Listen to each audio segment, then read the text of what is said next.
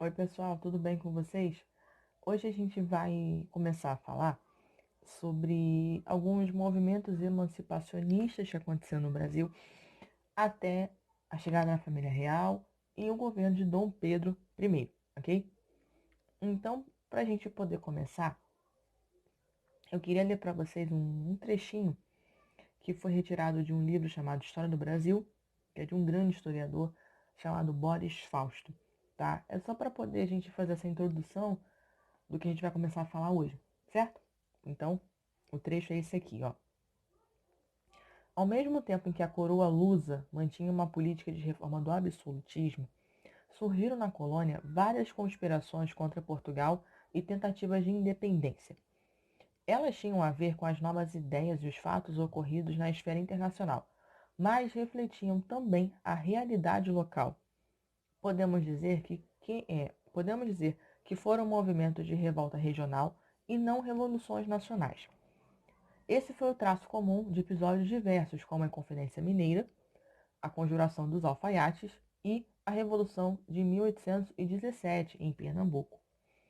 Discute-se muito sobre o momento em que grupos da sociedade colonial nascidos na colônia e mesmo alguns portugueses nela residentes começaram a pensar o Brasil como uma unidade diversa de Portugal.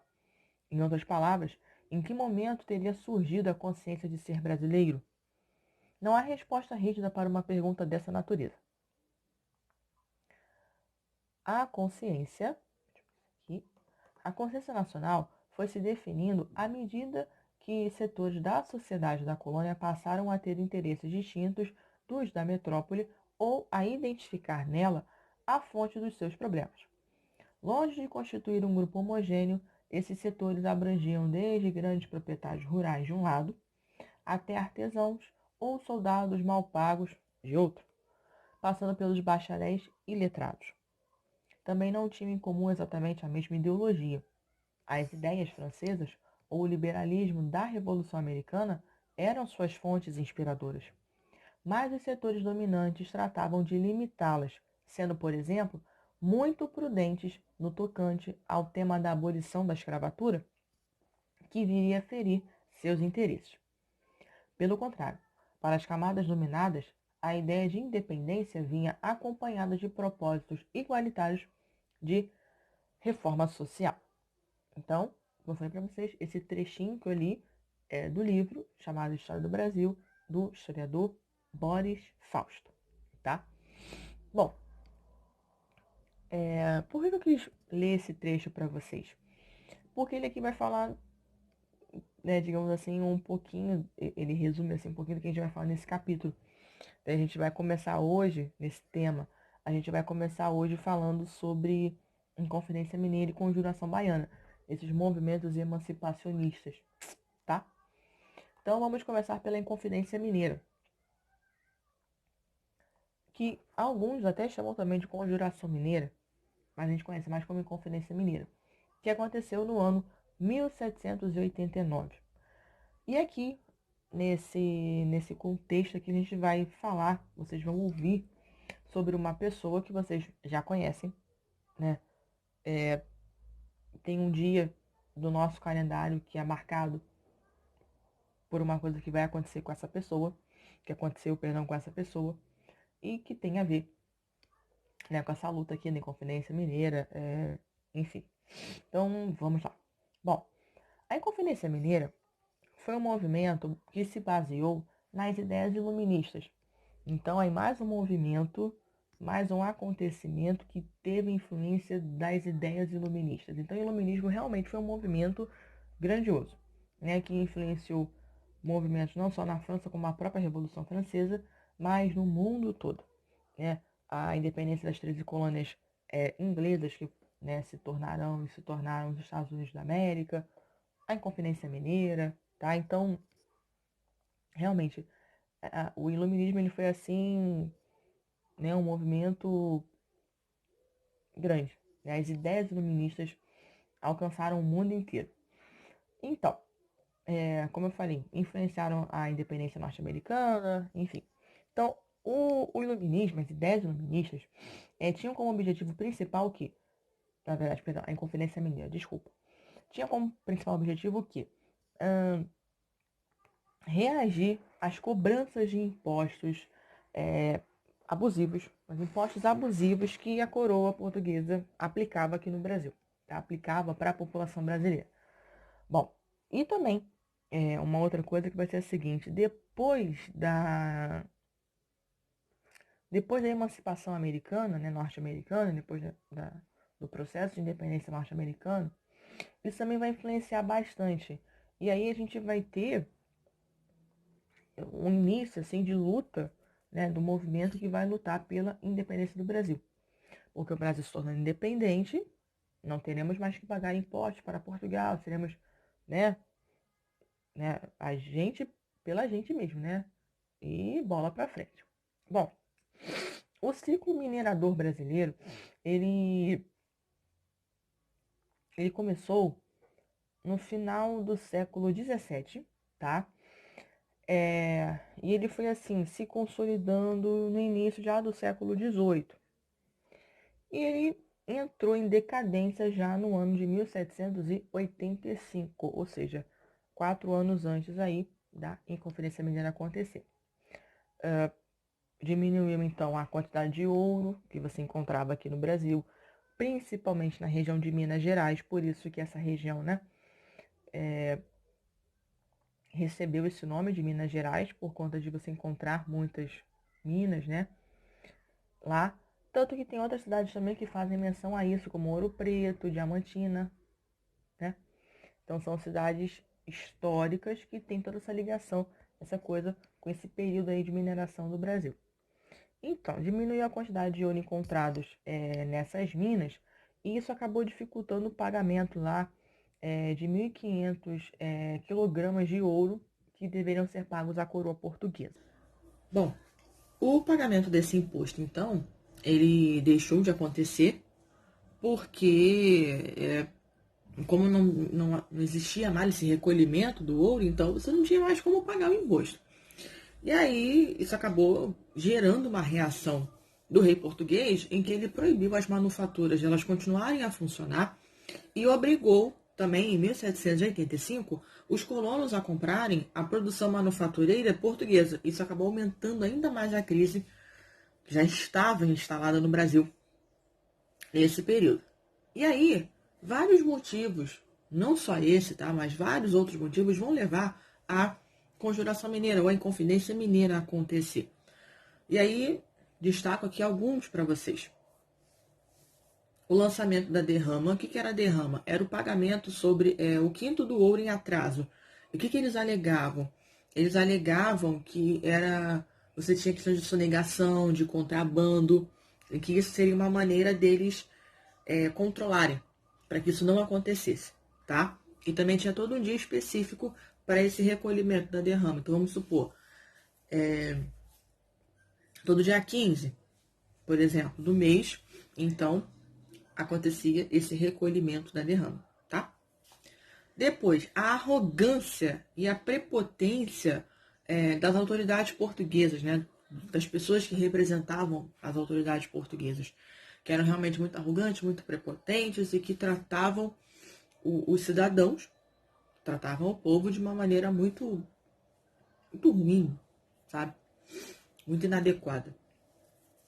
Também vamos ter a opressão econômica que a coroa portuguesa fazia, tá, sobre o Brasil, e também a forte repercussão entre os intelectuais mineiros dos ideais de liberdade, liberdade política, liberdade econômica, que aconteceu na Guerra da Independência das 13 Colônias, na Guerra da Independência dos Estados Unidos. Então, isso aí foram notícias que chegaram, né? Esses movimentos, esses acontecimentos, essas mudanças, tudo que aconteceu na Guerra de Independência das 13 colônias inglesas, isso acabou também influenciando e bastante os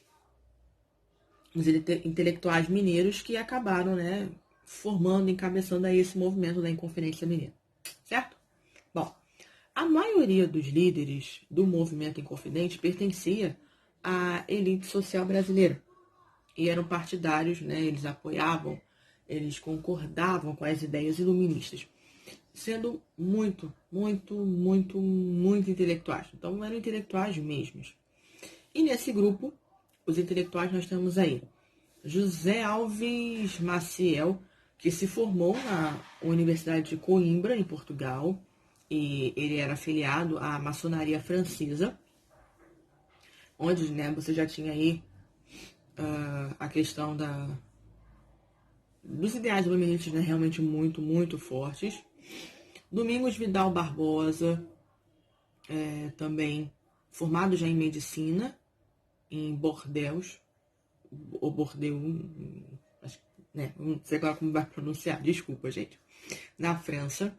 Cláudio Manuel da Costa, Tomás Antônio Gonzaga e Inácio de Alvarenga Peixoto, também formados em Coimbra, só que cursaram direito, e também todos os três eram poetas, tá?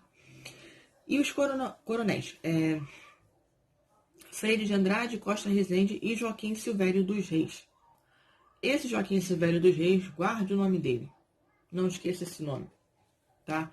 E daqui a pouco vocês vão saber o que eu tô falando disso. Não esqueçam desse nome, Joaquim Silvério dos Reis.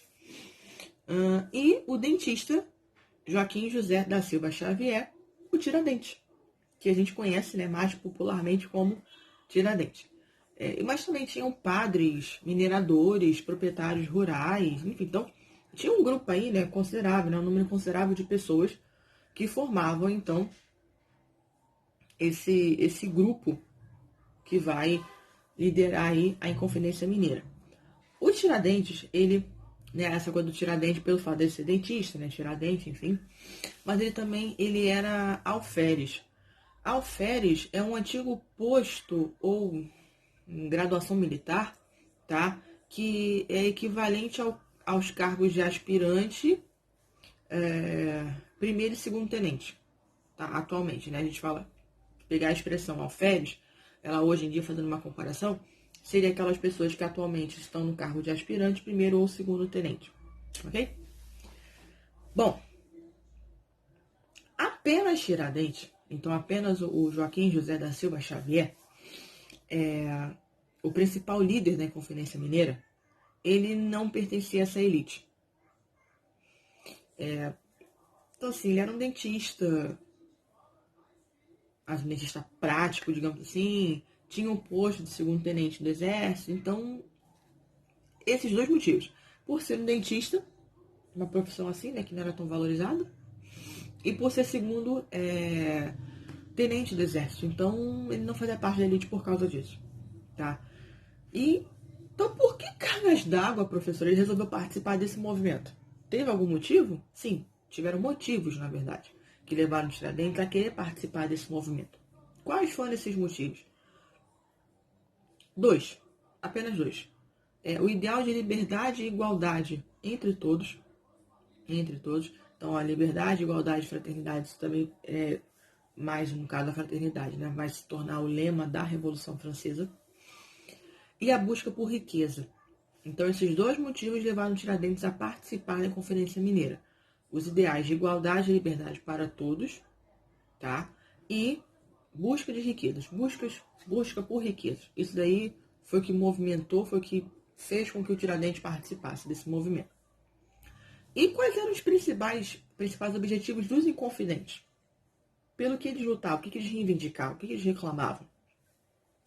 A independência do Brasil, a instauração de um regime republicano, a valorização da oitava do ouro, a exploração do ferro e também do salitre em Minas Gerais, incentivo à fabricação de tecidos de algodão, estímulos às mães a terem muitos filhos para o povoamento do país, a criação de uma universidade em Vila Rica, a transferência da capital para São João del Rei, que mais?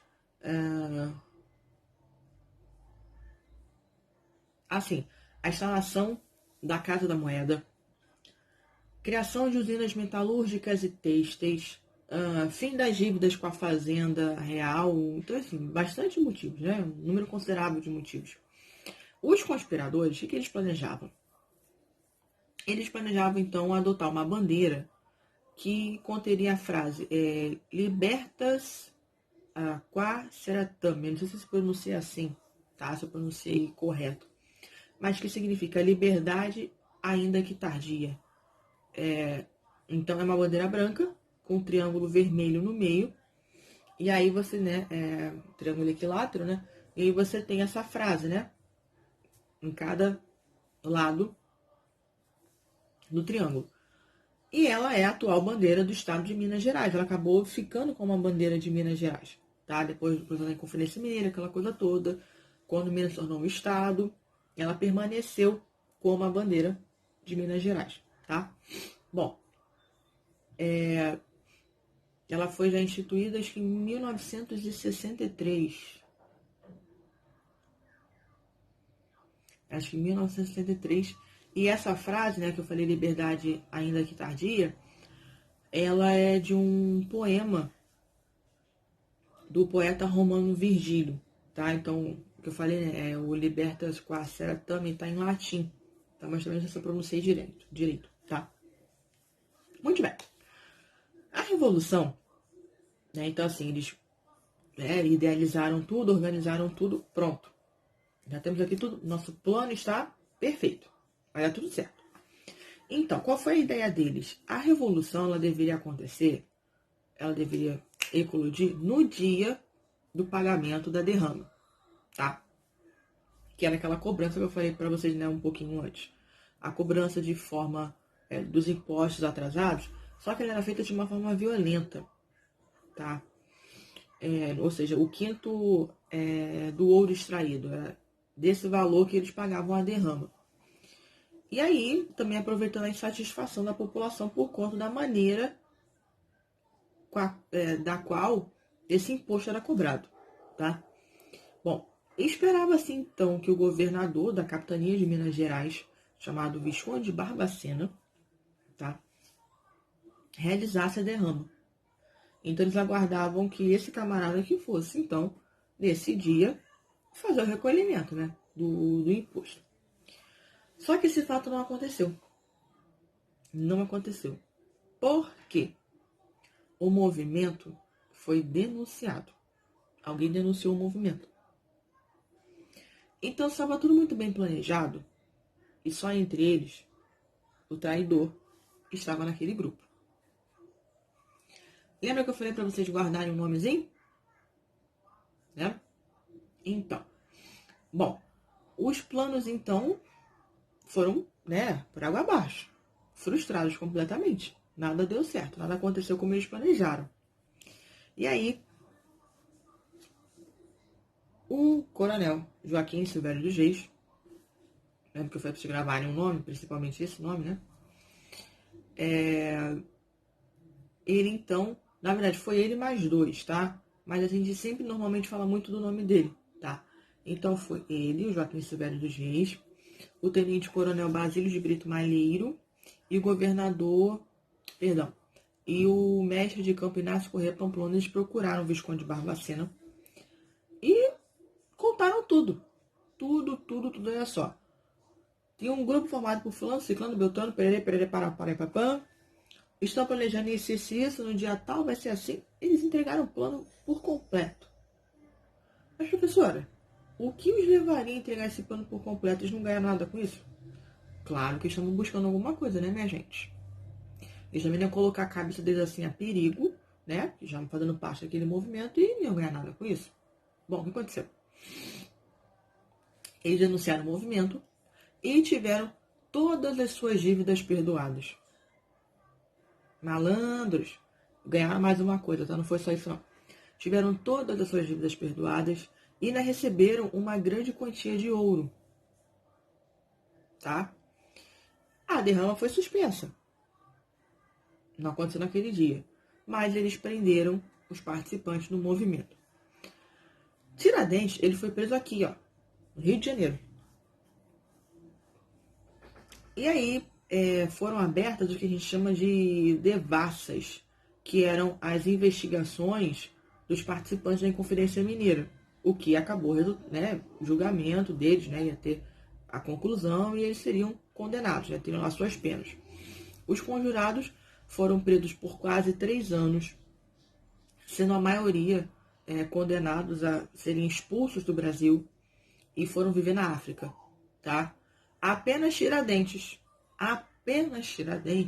foi condenado à morte. E a execução dele aconteceu na Praça da Lampadosa, aqui no Rio de Janeiro, no dia 21 de abril de 1792, perdão. Então, 21 de abril, né, até feriado pra gente, a fundação de Brasília, mas antes da fundação de Brasília, né, aquela coisa toda, tem essa coisa do 21 de abril, que foi o dia da morte, da execução de Tiradentes. Ele foi enforcado, ele foi esquartejado, tá? E a sua cabeça foi exposta em Vila Rica. A gente tem aqui no Rio de Janeiro a Praça Tiradentes, né? E que, se não me falha a memória, a estátua aqui tem lá de Dom Pedro I. Se não me falha a memória. Praça Tiradentes, mas tem a estátua de Dom Pedro I. Vai entender, né? E eu ainda ouvi uma história, né, um acréscimo aí nessa história aí de Tiradentes. Tem essa questão da cabeça dele ter sido exposta, né, em Vila Rica, e a casa em que ele morava, ela foi demolida, e além disso, eles destruíram a casa, demoliram a casa e jogaram cal, para que não pudesse nascer nenhuma plantinha ali. Cal é eu vou assim falar que é uma tinta, que o pessoal costuma, né, o pessoal que faz obras, os pedreiros, enfim, quando a parede assim tá no grosso ainda, eles jogam cal nessa parede e é uma coisa, eu já tive a oportunidade, quando eu era criança, eu coloquei o dedo dentro de um balde cheio de cal. Não faça isso, pelo amor de Deus. Resseca muito rápido o seu dedo. A minha sorte é que meu avô estava próximo a mim, correu comigo pro tanque para lavar a minha mão. Então não faça isso, pelo amor de Deus. Então resseca muito rápido. E aí eles jogaram o cal sobre, né, a graminha, tudo que tinha ficado ali, para que não pudesse nascer nenhuma plantinha, ou seja, para apagar completamente a memória de Tiradentes, tá? Mas não conseguiram, porque acaba que a memória dele tá viva, porque a gente tem o 21 de abril, né, o feriado, aquela coisa toda. Em Minas Gerais tem uma cidade chamada Tiradentes, né? Então, aqui no Rio de Janeiro, por exemplo, nós temos a Praça Tiradentes. Então a gente tem aí esses momentos, essas situações, esses locais que nos fazem lembrar do Tiradentes, certo? E aí, com a morte do Tiradentes, né, enfim, é a atacada final para fechar o movimento da Inconfidência Mineira, ok? O próximo movimento, né, emancipacionista, essas duas revoltas aí, é a Conjuração Baiana, tá? Um fator que vai diferenciar, uma diferença central, na verdade, entre a Conjuração Baiana e a Inconfidência Mineira, era a questão da escravidão no Brasil. Os conjurados baianos, eles defendiam a abolição, tá? Uma forma de entender essa revolta é observar, né, eu espero que vocês consigam compreender isso quando a gente for falar agora sobre a Conjuração Baiana, é observar as características de influências externas, como, por exemplo, a Guerra da Independência dos Estados Unidos, a Revolta dos Negros no Haiti, que aconteceu em 1794. Então, foi um movimento assim, de caráter popular, sabe? Foi um movimento de caráter popular. A população participou ativamente desse momento. E aí, tem uma galera, assim, eu posso falar para vocês porque eu conheci, né?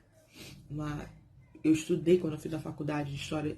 Uma das minhas colegas de classe era uma baiana que morava aqui no Rio.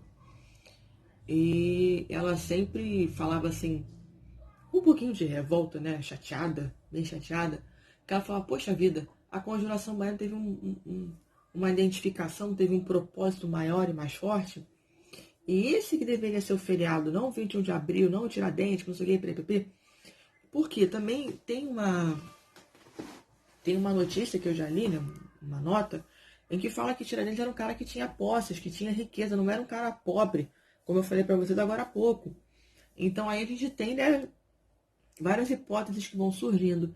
Fora também aquela coisa do desenvolvimento da Bahia nessa época, né, a população que lá vivia, aquela coisa toda. Então vamos lá. Conjuração Baiana. Bom, as ideias políticas da Revolução Francesa chegaram no Brasil, tá? Chegaram no Brasil já século XVIII, nos últimos anos aí do século XVIII, tá? Inclusive por intermédio da maçonaria, que também propagava os ideais da Guerra da Independência dos Estados Unidos. Com esses dois movimentos aí, né, além desses dois movimentos, diga-se, da maçonaria, das ideias da Revolução Francesa, da Guerra da Independência Norte-Americana, a gente também vai ter outros dois movimentos liberais, que foi a Revolta dos Negros no Haiti, tá? Foi a única revolta de negros vitoriosa no continente americano. A única. A única. Não teve outra. Só essa. Essa revolta, ela também, né, em 1794, ela se encontrava em um ambiente propício para as pessoas mais humildes da cidade de Salvador. Que eu tô falando aqui, Salvador já, Bahia, tá? Brasil. Diferentemente da Inconfidência Mineira, a Conjuração Baiana, ela vai estourar no ano de 1798, então algum tempo depois aí da Inconfidência Mineira. A Inconfidência Mineira foi em 1789, né? A Conjuração Baiana em 1798, aí 9 anos depois, tá? Bom, então a Conjuração Baiana, ela tinha ideias, propostas mais sociais, como igualdade racial, abolição da escravidão, fim dos privilégios e das regalias das elites sociais, enfim, coisas justas, né? Corretas. Na prática, as camadas populares como artesãos, soldados, pedreiros, passariam também a ter direitos políticos e econômicos. Então, igualdade realmente para todo mundo, tá? A ideologia dessa revolução de caráter popular, ela se fortaleceu ainda mais com situações mais específicas que aumentaram as crises sociais e que também consolidaram o ideal de mudanças sociais no Brasil. Os principais motivos que levaram ao surgimento da conjuração no Brasil, né, foram os seguintes. A transferência da capital brasileira, que é na Bahia, para o Rio de Janeiro. Isso vai desagradar muito a população baiana e vai aumentar muito as críticas contra a coroa portuguesa, além do que a população baiana vai ficar esquecida, completamente esquecida. Então você vai ter assim, a população esquecida, vão passar necessidade, né? Bahia, Salvador vai ficar largado, podemos dizer assim, tá? Altos índices de desemprego, o que causava muita miséria, que causava fome entre a população. A incapacidade da Câmara de controlar o preço da carne e do pão, da Câmara, né, baiana, fundamentais na alimentação das camadas mais pobres da sociedade. Então, o pessoal passou um perrengue, sabe, intenso. O incêndio no Pelourinho que vai acontecer e acabou também encorajando muitos populares a se rebelarem contra a coroa portuguesa e também a organizarem as rebeliões. O Pelourinho, ele era uma coluna de pedra que era usada para colocar os escravos amarrados. E aí, quando eu falo de escravos, estou falando dos africanos mesmo, tá? Onde eles eram torturados com chicotadas, eram espancados. Então, Pelourinho, ele é um marco, né, que remete a uma coisa assim triste, né, de violência, não é uma coisa assim bacana. Os principais pensadores e articuladores do movimento da Conjuração Baiana serão Cipriano Barata, que era cirurgião, e o padre Agostinho Gomes, o padre Agostinho Gomes, o professor Muniz Barreto e também o senhor de engenho Inácio Siqueira Bulcão. Eles foram responsáveis por criar uma sociedade secreta baseada nos ideais iluministas e também nas maçônicas, tá? Na maçonaria. E esse grupo eles chamavam de Cavaleiros da Luz, tá? Eles se reuniam constantemente para poder debater as ideias republicanas, mas também para organizar estratégias para a defesa dos seus principais objetivos. E aí, em agosto de 1798, eles começaram, então, na verdade, começaram a aparecer em lugares públicos, tá? De Salvador, tá bom? Começaram a aparecer alguns manuscritos que eles chamavam de pasquins, e esses manuscritos anunciavam o rompimento de uma rebelião, que estava marcada para o dia 28 de agosto. Como a letra desses escritos não estava disfarçada, desses pasquins não estava disfarçada, então o soldado Luiz Gonzaga das Virgens, ele foi preso como o autor desses panfletos. Só que aí foram feitas denúncias, inúmeros insurgentes também foram presos. Insurgentes são as pessoas que fazem parte do movimento, tá? E na maioria, esses insurgentes eles eram soldados, tá? Alfaiates também, escravos também. E o motivo desse movimento ser chamado também de Conjuração dos Mulatos ou Conjuração dos Alfaiates é por conta dessa grande participação de alfaiates, de escravos, tá? De população realmente negra, mulata, enfim, tá? Os conjurados, eles visavam proclamar a independência da Bahia, que formaria, então, a República Democrática Baiense. Também, a abolição da escravidão, tá? Esse ponto aí é principal, não vai deixar de ter. A abolição da escravidão, a abertura do Porto de Salvador para os navios de todas as nações, a reforma tributária, sem pesar dos impostos ao povo e também à burguesia comerciante. O que mais? O aumento do soldo dos militares, né, que é do salário dos militares, porque era muito baixo e muitos desses soldados eles aderiram a esse movimento por conta disso também, tá? Liberdade nas relações econômicas, tanto interna quanto externamente, maior participação da camada pobre nas atividades políticas, como, por exemplo, eleger alguém para algum cargo administrativo. Então, assim, era questão de igualdade mesmo, tá? Uma sociedade mais justa, mais correta, ok? Bom, o movimento ele vai ganhar bastante força e também o apoio da população. Essas ideias revolucionárias vão influenciar muito a população, vai influenciar muito toda a galera, né, que abraçou o movimento, como a abolição da escravidão, e isso aí era o que a galera mais, né, almejava que realmente acontecesse. A abolição da escravidão, a instalação de um governo republicano que desse ampla participação para a população. Só que isso desagradava muito os Cavaleiros da Luz. Muito, muito, muito mesmo. Bom, eles não gostavam muito dessa ideia, eles acabaram saindo desse processo, tá? Da luta, da independência, essa coisa toda. Mesmo assim, o movimento seguiu em frente, mesmo sem ele, o movimento foi em frente. E aí, sob a liderança de representantes de várias camadas da população, né, de vários setores populares, como o soldado Luiz Gonzaga das Virgens, o alfaiate João de Deus e o escravo chamado Luiz Pires. Alguns soldados denunciaram os locais da reunião dos conjurados ao governo português, como aconteceu com a Inconfidência Mineira, né? E esses líderes foram presos.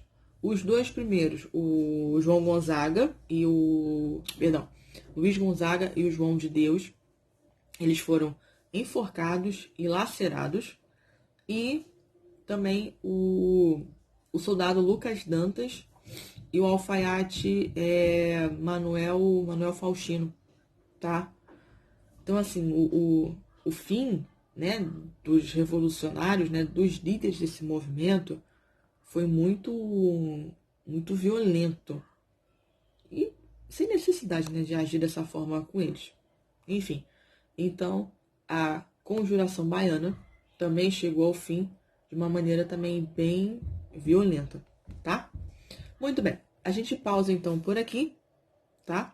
E a gente continua no próximo vídeo, em que a gente vai começar a falar, então, a partir do momento em que a família real portuguesa chega no Brasil.